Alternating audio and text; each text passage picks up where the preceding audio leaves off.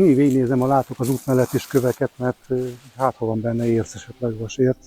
Az ércről azt lehet tudni, hogy az igazából nem mágnesezhető anyag, tehát amikor kap egy kis pörkölést, a kötött meg a felszíni vizet eltávolítják belőle vagy róla, akkor utána mágnesezhetővé válik. Mészkősziklák repedéseiben vált ki, olyan, mintha egy ilyen érhálózat borítaná gyakorlatilag a mészkövet, és tele van vasérccel. Kosarakkal, szekerekkel, lovakkal hordták a bánya körzetéből ide a kohóba az ércet, és hát nyilván elhullott némely rész. Valamikor 2022-ben jöttem erre először. Út szélén egy ilyen nagyon nagy mélyedés volt talajban, és tele volt vízzel. Elkezdtem vassalakokat találni, előjött jó néhány darab salak, és hát ez ugye felkeltette szintén az figyelmemet, mert hogy hát az erdő közepén csak úgy magában, spontán módon nem szoktak salakok előfordulni, tehát hogy ez nyilván valamilyen emberi tevékenységnek a nyoma lehetett. És akkor elkezdtem komolyabban átnézni a környezetet, találtam még több kisebb, laposabb gödröt a környékén ennek az egészen nagynak, és aztán elkezdtem beszélni régészekkel, hogy megmutattam nekik a salakokat, és hát mondták, hogy igen, ez valószínűleg valamilyen vaskóhászati tevékenységnek a nyoma. Ezt találtam először, és itt kezdődött el az egész okoskodás a dologgal kapcsolatban, hogyha itt egy ekkora van, akkor vajon hol lehet még? Nem találjuk az ércforrást. Tehát, hogy honnan származik a vasérc, amit itt földolgoztak. És elkezdtük keresni ezt is, hogy valahol nyilván a közelben kell lennie valami olyan nyílt színi vasérc bányaterületnek, ami táplálta itt a munkát. Elkezdtünk tágabb körben gondolkodni, kezdtem körbejárni a környéket, egyre táguló koncentrikus körökben, hogy vajon hol találhatunk rá. Volt néhány zsákutca, de aztán innen egy olyan 1,5-2 kilométerre körülbelül találtam az erdőben, szintén egy hegynek az oldalában egy nagyon komplex, komolynak tűnő ipari környezetet, amiben egyrészt meglettek a vasérc források, tehát meglettek a vasércfejtő horpák, ezeket ilyen nyílt színi teknőformájú, laposabb, mélyebb gödröknek kell elképzelni, illetve az ezekbe aztán utólag beletelepített kohók is meglettek részben, meg voltak különálló kohógödrök is, voltak ércpörkölő gödrök is szintén a helyszínen, tehát meglett úgy tűnik a forrása a vasércnek. Hogy miért 2 kilométerrel távolabbra telepítették magukat a kohókat a vasérc forrástól, ezt jelenleg nem tudjuk megmondani. További kutatást igényel, hogy erre rájöjjünk és megtaláljuk a válaszokat erre a problémára. Turista úttól befelé az erdőben egy olyan 25 méteres mélységig terjedő, hát valószínűleg munkagödör, és hosszirányba pedig körülbelül 30 vagy 32 méter. Jelen ismereteim szerint az országban ez a legnagyobb ilyen jellegű Árpád-kori munkaterület. A Somogyfajszi volt a legnagyobb, amiről én tudtam legalábbis, tehát ez jelentősen meghaladja annak a méretét. Körben, hogy látszik, egy kicsit emelkedik a talaj ugye a gödörnek a túlsó szélén, ott voltak valószínűleg a kohók, ott helyezkedtek el, több is akár egymás mellett, ásva a gödörnek az oldalfalába. Ezt onnan lehet sejteni, hogy fölötte a gödör felső peremén nagyon sok salakot lehet találni, illetve alul is a gödör alsó felületén is jó néhány salak darab került elő. A perem környékén lehettek a kohók, ott működtek. Azon a gerincen is vannak bányagödrök, a tetején is, meg az oldalában is lent, ami lefelé szakad a Jegenyevölgy felé. Volt egy ilyen teória, hogy itt is a gödröknek, ahova most megyünk, egy jó része az valójában erről szól, tehát, hogy festék földbányák voltak, és akkor nem kell itt keresnünk semmifajta vaskóhászati nyomot. hát ez tévedésnek bizonyult, aztán már előkerültek a salakok, meg egyebek, úgyhogy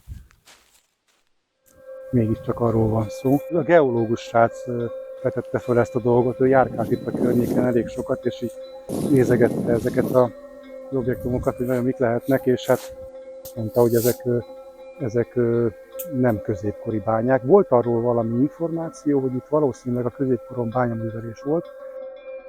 A régészeti topográfia nevezetű szakirodalomban, ami ugye a Szentendrei járással foglalkozik, abban ez nem található. Nem lehet hitelesítve régészetileg, hogy ez tényleg mi a funkciója ennek a résznek. Végig az egész hegyoldal be van borítva, tehát mondom, egy olyan, itt van fönt a hegy felső részén egy ilyen 90-valahány darab ilyen bánya és érszpörkölő vagy kohógödör. Sokszor rá lehet ezekre a salakdarabokra akadni. Ez egy kemencefalazat darab, valószínűleg látszik a ilyen téglaszínűre kiégett agyag. Hát itt, ami összegyűlik a tetején, ugye vasdarabkák, ezek valószínűleg a úgynevezett vasbucáknak a tömörítésekor lepattan a felületéről ennek a bizonyos vas kenyérnek, vagy vasgombócnak. Ilyeneket lehetett, de hát ennek sokkal nagyobbakat is, tehát egész tenyérnyi méretűeket volt, ami több kilós volt. Vastartalmú törmelék, morzsák. Kisebbeket le lehet söpörni, de a nagyobbak egészen ragaszkodóak. Fedett vele a talaj ezzel a maradvánnyal, úgyhogy egészen bizonyossá teszi itt ezt a kohászati tevékenységet ez a jelenség. Koncentrikus körökbe egyre tágítani a területet, és akkor úgy folyamatosan átnézni. Minden hétvégén egy másik szakaszát, vagy részét. Oda is kimentünk aztán a múzeumnak a dolgozóival, régészekkel, megmutattam nekik, és ott is végeztek felméréseket. Aztán én ott még tovább folytattam a kutatást. Hát most, ha jól emlékszem, most 100-nál tartunk, körülbelül 101 darab ilyen objektum került elő, amiket fölmértünk. Nem is gerinc, körbeölelik magasabb dombok, illetve hegyek, és közepén van egy viszonylag sík, lapos terület. Tehát egy ilyen platószerű képződmény, abnak tűnik. Ez érdekes mondjuk, hogy itt kerül elő, mintha kiégett agyag lenne, kevés vasérccel.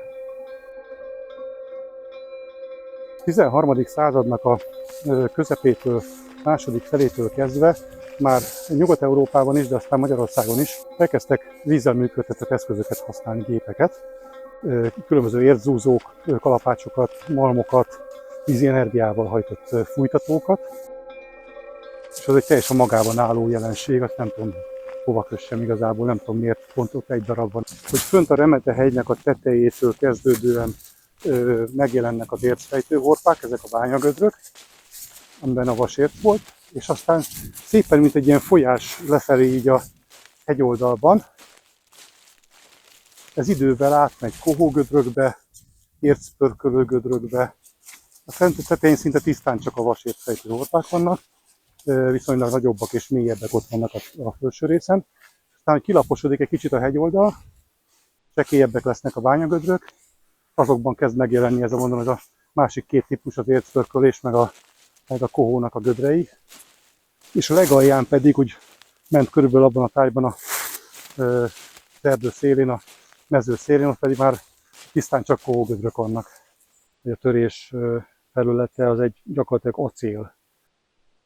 Némi nagyon kevés zárvánnyal, illetve lunkerrel, tehát ilyen kis lukacskákkal. Tömör, a súlyán is érződik egyébként, hogy ez tömör vas gyakorlatilag. Kohófalazat.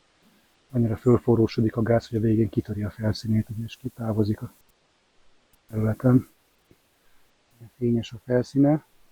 Ha megnézzük, akkor a másik oldalán pedig bent mészkő van. És adagoltak mészkövet is a folyamathoz. Igen, elsalakosodott faldarab.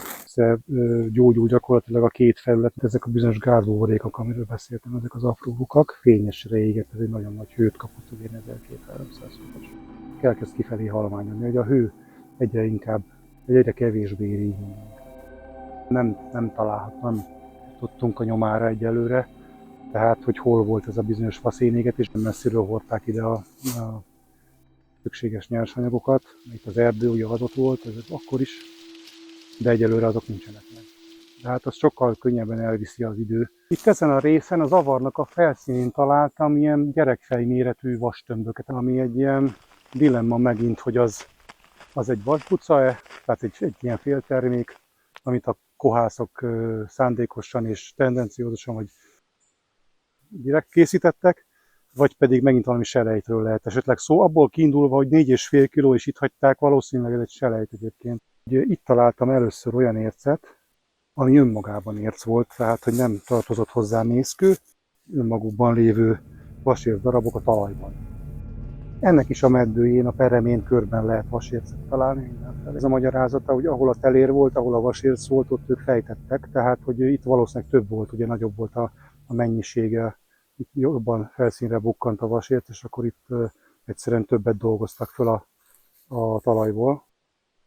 Az volt az érdekes, hogy egyébként bárhol egy kicsit leástam a talajba, ott is jött a vasérc. Az, hogy az most egy ilyen hullajtott valami, tehát hogy itt a nagy jövésmenésben elszórtak sokat, az a magyarázat, vagy hogy a talajban, magában termett vasércdarabok vannak, azt nem tudom. Valópárhuzamokkal rendelkező baltás szőlőkésünk, sarkantyú és csizmaszegek nagy számban, ami meglepő. Az, hogy ez csalak, tehát hogy annyi benne a szennyeződés, olyan kevés a vas benne, hiába nehéz. Egyszer idehoztam egy ismerősömet, és az olyan, mint valami második világháborús csatamező, ugye, hogy mint ilyen bombatölcsérek volnának mindenhol. Teljesen eltérő karakterű gödrök vannak itt, egész hatalmasoktól kezdve az ilyen viszonylag kicsi. Mindenhol látszik a pereme, ezek a meddőhányoknak a pereme. De hogy kb. Ez volt a kutatási metódus az elején. Nem elég, hogy az ember a lábával elhúzza az avart és megnézi, hogy mi van alatta, hanem fogtam ilyen kaposzerű szerszámot, és akkor egy kicsit megkapargattam a talajnak a felszínét, és ahol mondjuk ezek a ilyen égetett agyagdarabkák előkerültek, volt, hogy alatta vasérc volt. Tehát beigazolódott az meg kódaraboknak hasonlók, hogy nem minden gödör arról szól, de hogy ezt a festékföldet állították elő. Elkészült ennek a statisztikai feldolgozása, méret, tájolás, funkció szempontjából. Ebben az útban itt még semmi ércet, semmiet sem sorolban nem találtam.